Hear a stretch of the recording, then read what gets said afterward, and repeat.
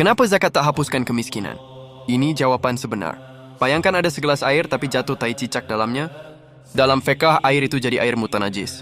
Soalan aku, kalau nak bersihkan air itu, kau buang tahi cicak saja atau kau tuang air bersih masuk lagi? Jawapannya, kena buang punca najis dulu. Sekarang tengok sistem kewangan kita. Kita ada zakat, tapi dalam masa yang sama, kita biarkan riba dan interest berjalan serentak. Macam apa tu? Macam kau tuang air bersih, tapi tahi cicak masih dalam gelas.